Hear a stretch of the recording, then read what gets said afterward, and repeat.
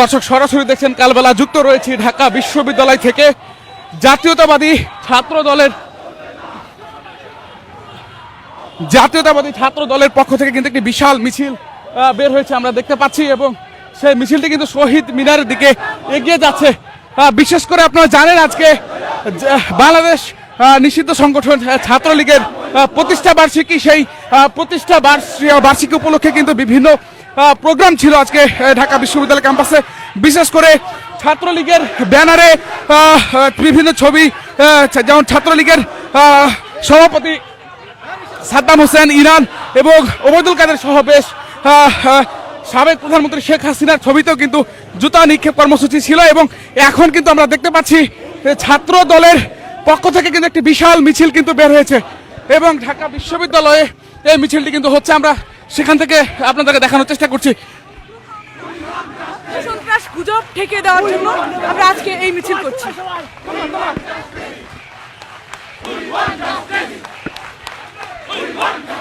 দর্শক, বিশেষ করে তারা যে স্লোগানটি বারবার দিচ্ছে, কোথায় ছাত্রলীগ, কোথায় আওয়ামী লীগ, এমনটি স্লোগান কিন্তু তারা বারবার দিচ্ছে এবং আমরা আপনাদেরকে দেখানোর চেষ্টা করছি একটি বিশাল মিছিল কিন্তু বের হয়েছে। একটু আপনার কাছ থেকে জানার চেষ্টা করবো আজকের এই মিছিলের বিষয়ে জানার চেষ্টা করবো। এই মিছিল ছাত্রদলের বিরুদ্ধে ক্রমাগত তথ্য সন্ত্রাস গুজবের বিরুদ্ধে আজকে আমাদের এই মিছিল।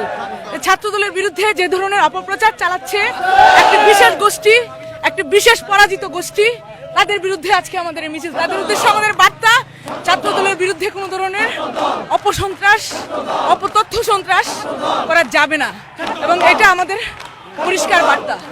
যদি করা হয় আমরা ঠেকিয়ে দেবো সেটা।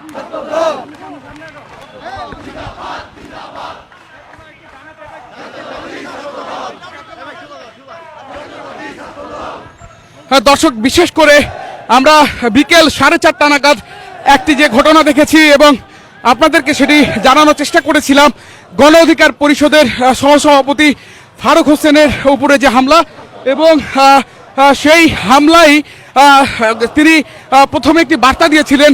এই হামলার ঘটনা ঘটিয়েছে বিশেষ করে ছাত্রদল।